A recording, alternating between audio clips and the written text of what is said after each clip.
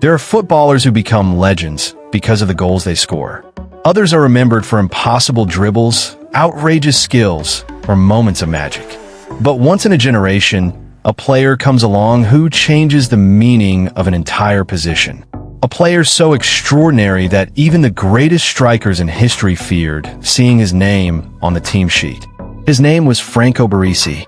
And the most unbelievable part of his story isn't that he became one of the greatest defenders football has ever seen. It's that he almost never played football at all. As a young boy growing up in northern Italy, Baresi dreamed of wearing the famous black and red shirt of AC Milan. But dreams rarely come easy. When he attended trials, there was another club that saw potential in him.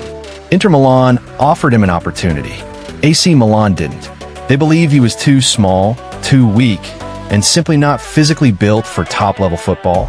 Imagine hearing that as a child. The club you loved didn't think you were good enough. Many players would have accepted Inter's offer without hesitation. It was still one of Italy's biggest clubs. But Baresi refused. If he couldn't play for Milan, he would rather wait than betray the club he loved. That single decision would change football history forever. Eventually, AC Milan gave him a chance.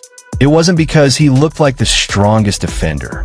It wasn't because he dominated physically. It was because someone finally noticed something much more valuable.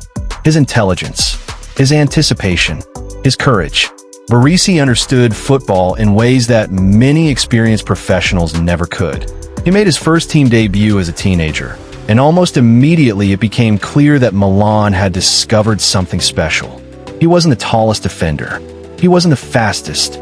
But every time the ball moved, he already knew where it would end up. While opponents reacted, Baresi predicted. While others chased danger, he eliminated it before it even existed. Then came one of the darkest chapters in AC Milan's history. The club was hit by scandal and suffered relegation to Serie B. For many stars, that would have been the perfect excuse to leave. Bigger clubs were interested. Better contracts were waiting. His career could have taken a completely different path. But Baresi stayed.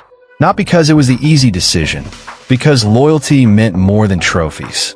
He helped Milan fight their way back to Serie A. And when the club returned, so did its ambition. Under Arrigo Sacchi, football itself began to evolve. High defensive lines, coordinated pressing, tactical discipline unlike anything Europe had seen before. At the center of it all stood Franco Baresi. Alongside Paolo Maldini, Alessandro Costacurta, and Mauro Tassati, he became the leader of what many still consider the greatest defensive line in football history. But make no mistake, Baresi was its heartbeat.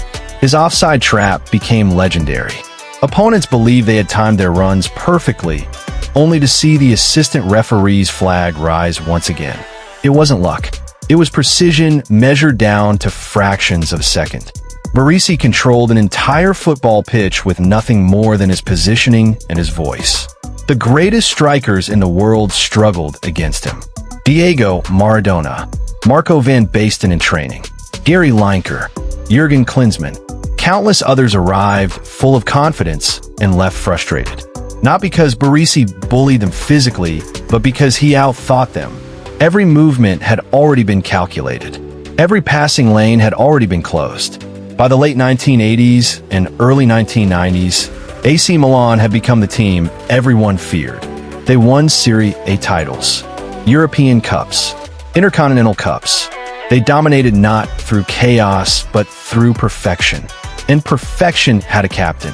Then came the summer of 1994. Italy reached the FIFA World Cup in the United States.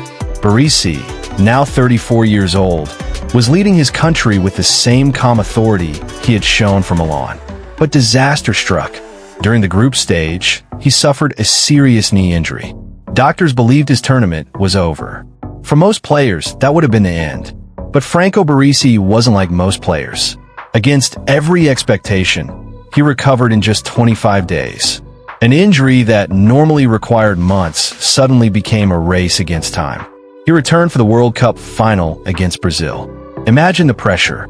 The biggest match in football, against Romario and Bebeto, after barely recovering from a major injury. And somehow, Baresi delivered one of the greatest defensive performances ever seen in a World Cup final. He intercepted attacks, won tackles, organized the defense. For 120 minutes, Brazil's stars found almost no space. The match finished 0-0. Then came penalties. Football can be painfully cruel. The man who had defied medicine, inspired an entire nation, and played through pain stepped forward first. His penalty flew over the crossbar. Moments later, Brazil became world champions. That single miss became one of the most heartbreaking images in football history. Baresi collapsed to the ground, a legend reduced to tears on the biggest stage. But here's what makes his story unforgettable. People don't remember Franco Baresi because he missed a penalty. They remember him because he returned from an injury that should have ended his tournament. Because he gave everything for his country.